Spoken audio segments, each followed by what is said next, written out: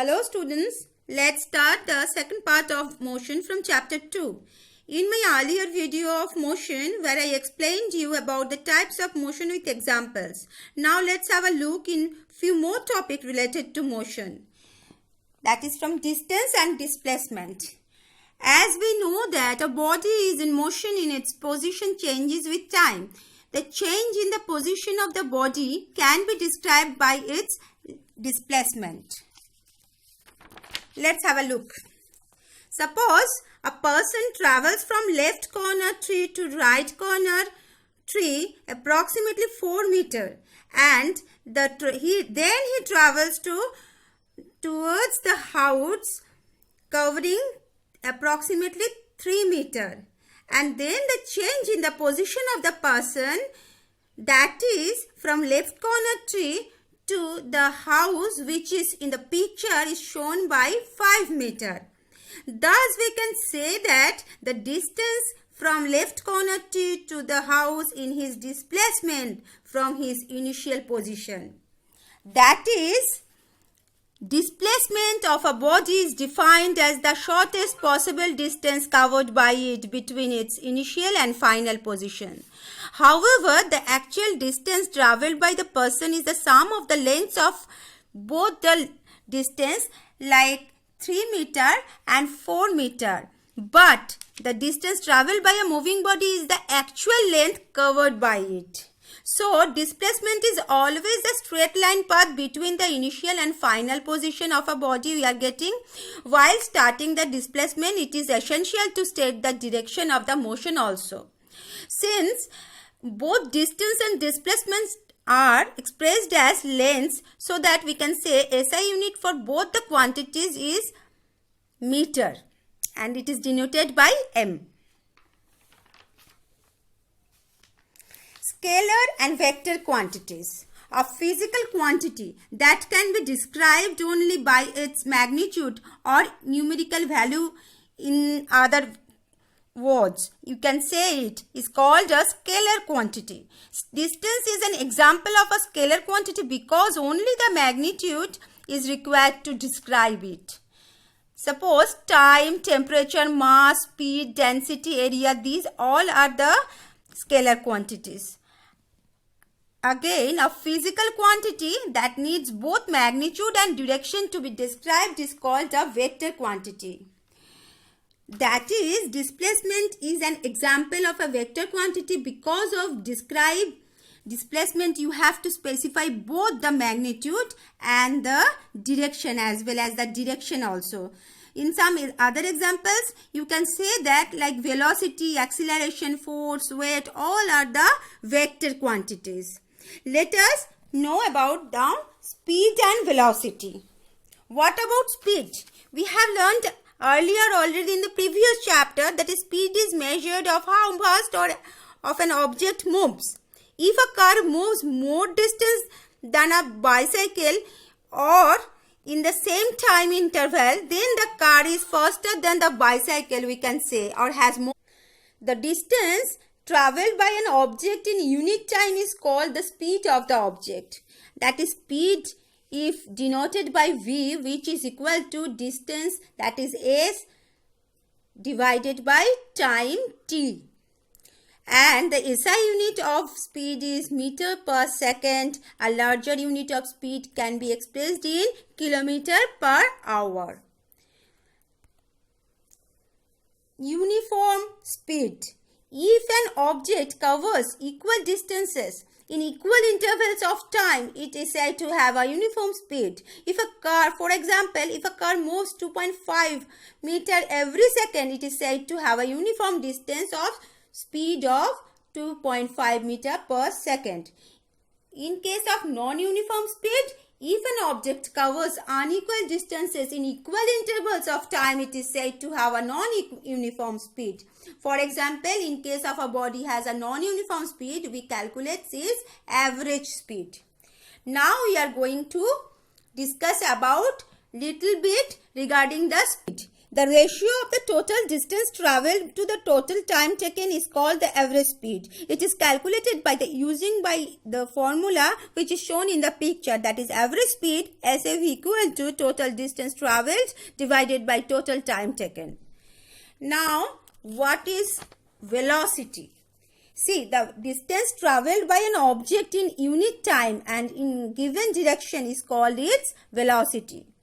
It can also be defined as the displacement of a body in unit time, that is velocity equal to displacement divided by time. As velocity is a vector quantity, its SI unit is same as that of the speed, that is the meter per second or m per s. And what is about uniform velocity?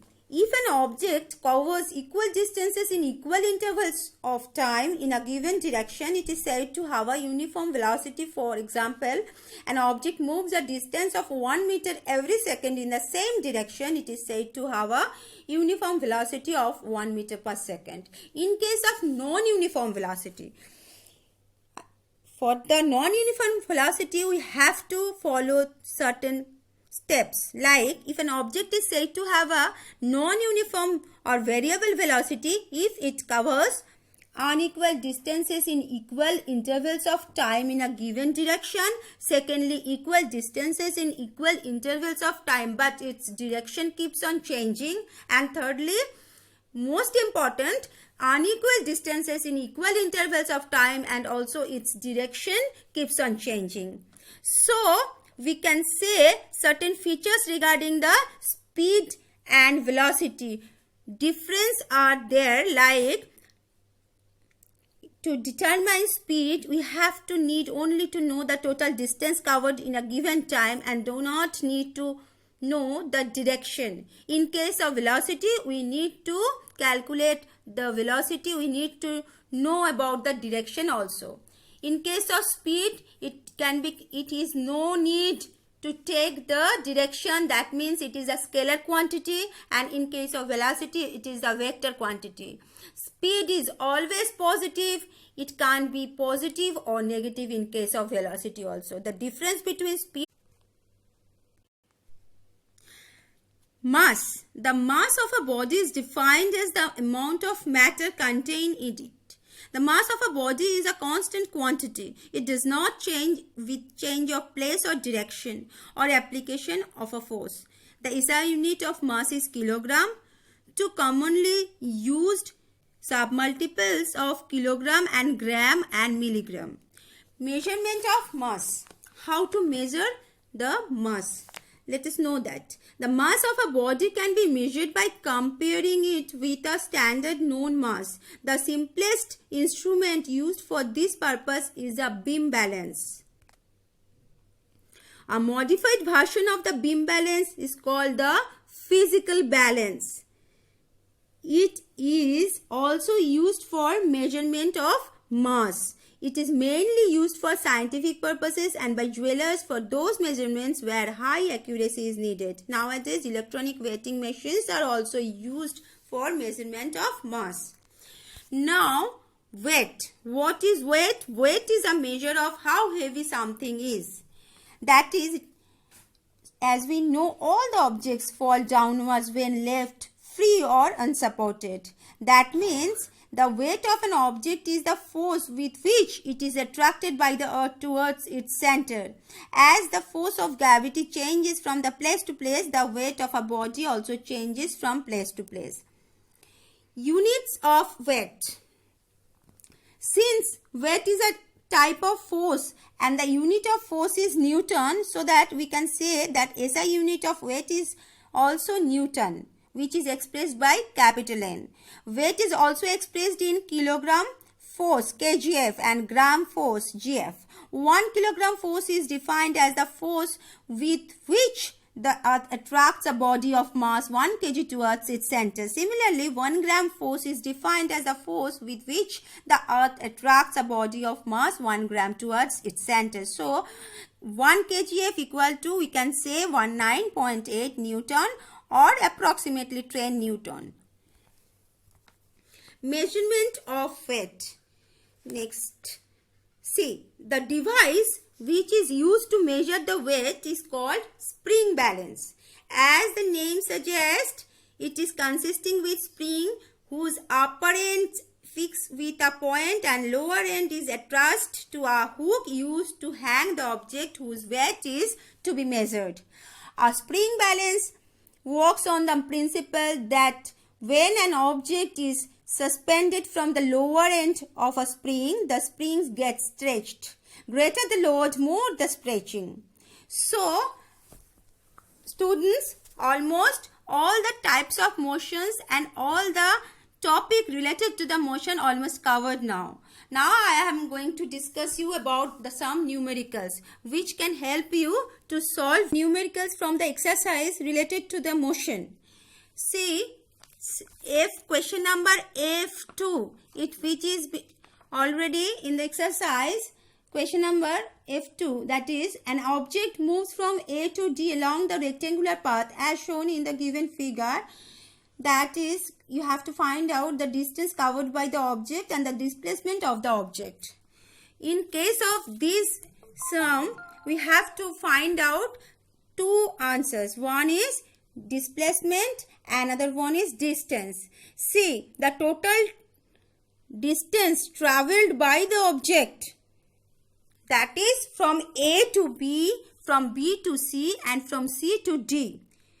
See, A to B length is given 10 km. B to C is distance given 6 km. And C to D, as it is shown in the picture, it is a rectangular shape. So, we can say that AB equal to CD.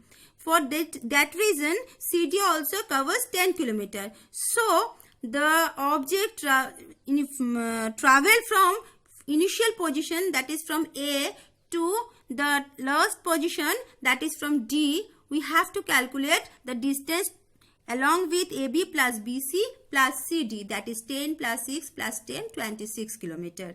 In case of distance it is covered, we got this answer. In case of displacement of the object, we have to calculate the initial position and the final position difference, that is the object starting position and the object finishing position. Distance between two positions, we will get the displacement, that is from A to D or D to A in the picture, that which is equal to BC. AD or DA is equal to BC, as it is a rectangular shape, and so the required object displacement covered is 6 km.